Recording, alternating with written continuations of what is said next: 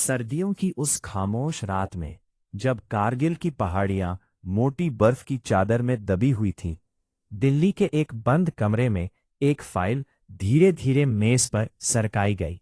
और उस फाइल में लिखा था, उत्तरी इलाकों में कुछ असामान्य हो रहा है। ये कोई आम रिपोर्ट नहीं थी, ये एक चेतावनी थी। और अगर ये सही साबित होती तो पूरी नियंत्रण रेखा पर आग लग सकती थी। साल था 1999। भारत और पाकिस्तान दोनों ने अभी अभी परमाणु परीक्षण किए थे। दुनिया पहले ही चिंतित थी कि कहीं दक्षिण एशिया में कोई चिंगारी भड़क न जाए। ऐसे माहौल में हर छोटी सूचना भी बहुत भारी हो जाती है। जनवरी और फरवरी के महीनों में बर्फ इतनी ज्यादा होती है कि कारगिल के कई ऊंचे पोस्ट अस्थायी रूप से खाली कर दिए जाते थे। ये एक पुरानी सैन्य परंपरा थी। लेकिन उसी दौरान खुफिया एजेंसी के कुछ सूत्रों ने एक अजीब पैटर्न नोटिस किया। उत्तरी क्षेत्रों में, जहां आम तौर पर सर्दियों में गतिविधि लगभग शून्य रहती थी, वहां अचानक हलचल बढ़ने लगी थी।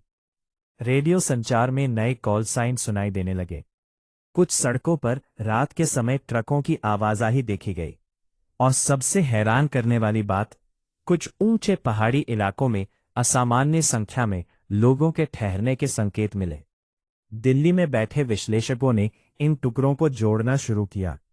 क्या ये सिर्फ रूटीन सैन्य गतिविधि थी या कुछ बड़ा तैयार हो रहा था?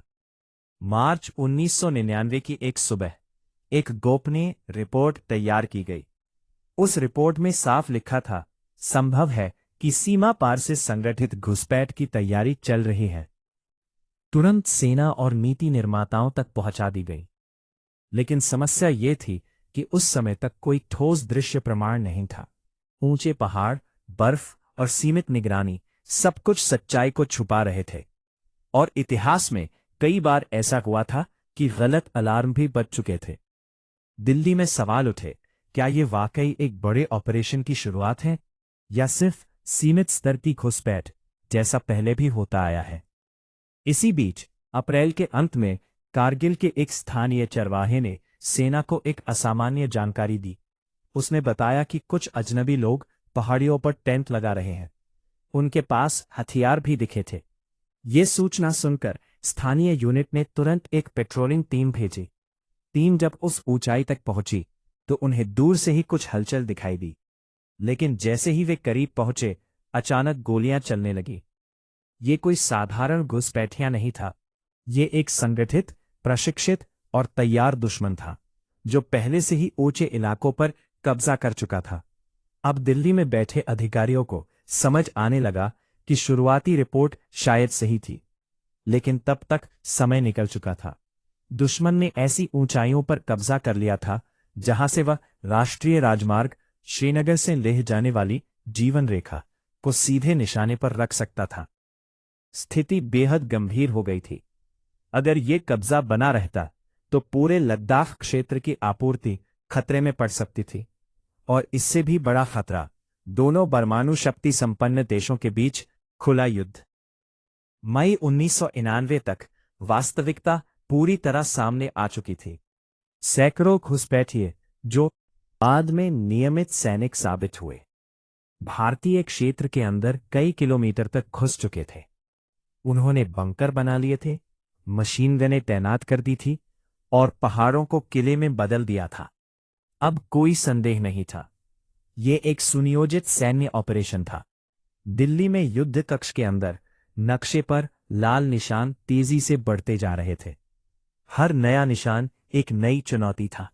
हर चुनौती का मतलब था और ज्यादा सैनिक, और ज्यादा जोखिम, और ज्यादा जाने। पूरे देश में चिंता की लहर फैल गई।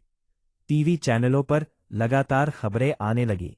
माँ बाप अपने बेटों के बारे में सोच रहे थे और सैनिक बर्फीली चोटियों की ओर बढ़ रहे थे, जहां हर कदम मौत के करीब ले जा सकता था। लेकिन सबसे बड़ा सवाल अब भी हवा में तैर रहा था। क्या शुरुआती चेतावनी पर अगर तुरंत और निर्णायक कदम उठाए जाते तो क्या यह स्थिति टाली जा सकती थी? क्या कुछ फैसले थोड़े पहले लिए जाते तो सैकड़ों जिंदगियां बच सकती थी? कारगिल की लड़ाई आखिरकार जीत ली गई। लेकिन उस जीत की कीमत बहुत भारी थी। हर चोटी, हर इंच जमीन और हर सफलता खून और बलिदान से लिखी गई थी। आज भी जब हम उस युद्ध को याद करते हैं तो सिर्फ गोलियों और बमों की आवाज नहीं सुनाई देती, बल्कि एक और आवाज सुनाई देती है, एक शुरुआती चेतावनी की आवाज जो समय पर सुनी जाती तो शायद इतिहास का कुछ और होता।